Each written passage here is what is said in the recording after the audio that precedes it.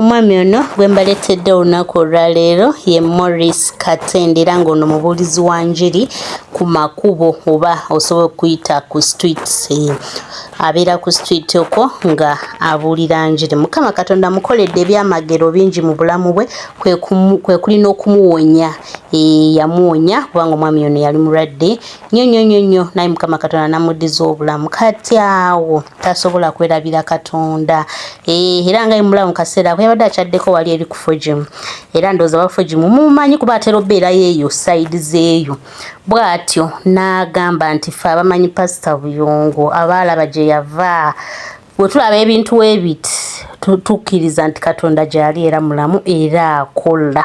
Era wano wennyini n'afukamira ku mavivigi ne yeebaza Katonda olw'ekizimbe ekyo kyawadde Pastor Buyungo. Ne yeebaza Pastor Buyungo okuyimirira n'aba ng'asobola okuzimba era n'asabira ekizimbe n'akuba backfire zonna kwegamba bambi yabadde so excited and very happy for this. Era nga w'omulaba awo yabadde ne Pastor Buyungo. Kamba kulage naawe obeere ng'obeerabirako olabe ekyabadde eruddeeyo oluvannyuma tukomewo. Katonda gwe nnyimirira mu maaso n'empeereza bulijjo abeera omulamu omwesigwa mu linnya lya Yesu Kristo. Twagala okwebaza olw'omulimu omunene ogukolebwa mu kifo kino. Twagala okwebaza olw'omusumba waffe Buyungo. Twagala okwebaza olw'abantu bonna abayimirira n'omulimu guno Mukama. Kitaffe omuyinza wa byonna mu linnya lya Yesu ayogedde ekigambo nti yawulira ng'ali Bulaayi eggwanga lye yalimu Mukama n'omugamba azimbe ekintu ekifaanaganigira ddala bwe kiti. Kanisa yiino tugikwebaliza Mukama. N'olw'ensonga eyo nnyimirira mu buyinza obwampeebwa okuwakanya buli muzimu, okuwakanya buli maanyi amabi, okuwakanya buli ofiisi ey'omulabe Setaani egolokokera ku mulimu gwa Katonda. Mukama nsabye mu linnya lya Yesu gwe yatujja ku musingi ne tuwanika ebisenge okutuusa wano we tuli, nkusabye ogabirire beyond mu linnya lya Mukama waffe Yesu. Amen. Bwe tuddamu okutandika tetugenda kuyimirira paka nga tugijjeeko engalo. Nsabye omukisa eri abakazi n'abasajja bonna okwetooloola ensi eno. Buli eyali atadde ekikumi wano Mukama muwe omukisa.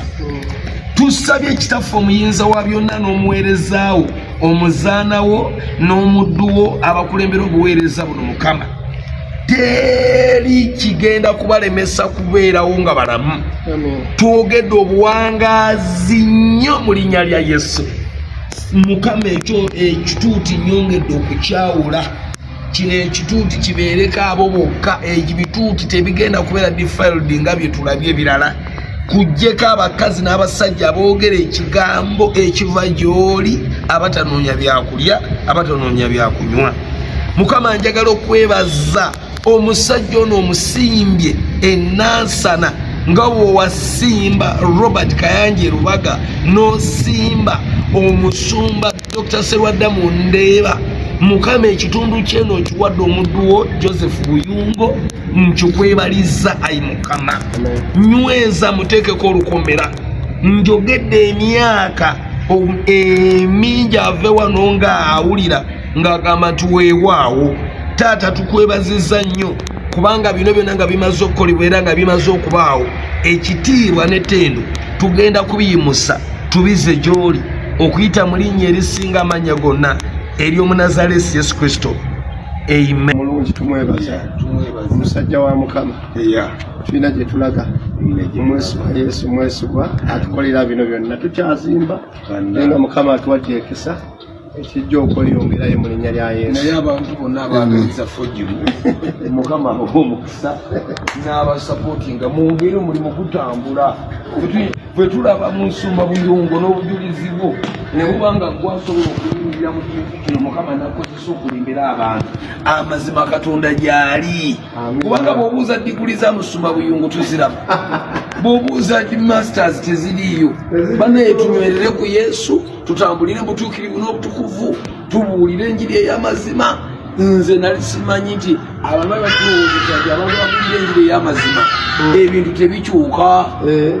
naye kati bw'oli kyakulabirako nti tofera tosiiga mafuta toteekawo bukodokodyo tosigisa nsigo abantu bawayo nze nakyala mu kyakiyo nalaba abantu bawayo nga bwe baagala soyiwa olyekezaako y'amaanyi kuffe amen kama akuomukisase nga bwe mubirabye yoyo omusajja wa Katonda omubuulizi Mr. Katende bwatyo bwe yabadde ng'ayitiddeko wali eri kufo gimugeera wembibalaze byonna kati kino kigende eri buli muntu musabire kanisa yaffe eno musabire LUTIKKO because sente ne wezibeerawo naye nga Katonda taliiwo ebyo mubimanyi bibabiddira so we need your prayers Katonda asimulule sente asimulule favor asimulule emikisa akufafagane n'omulabe Setaani akube ezo zonna backfire zonna zikube byonna bikubibwe mu linnya lya Yesu ate tusobole okubanga LUTIKKO eggwa because weggwa kitiibwa kya Mukama kijja kuba kyolesebwa olugero lwaffe mulumanyi fe abafogimu olugero lwaffe mulumanyi bulungi nnyo so wano wetutuuse we are very contented nti Katonda ebyabimalanga era Katonda ajja tusobozesa okubanga tumalira ddala wano nno wennyini we muba mukkiriza mbasiibule mbagalizo ekiro ekirungi Mukama Katonda oyo omulungi waffe abankuumire musule bulungi mweraba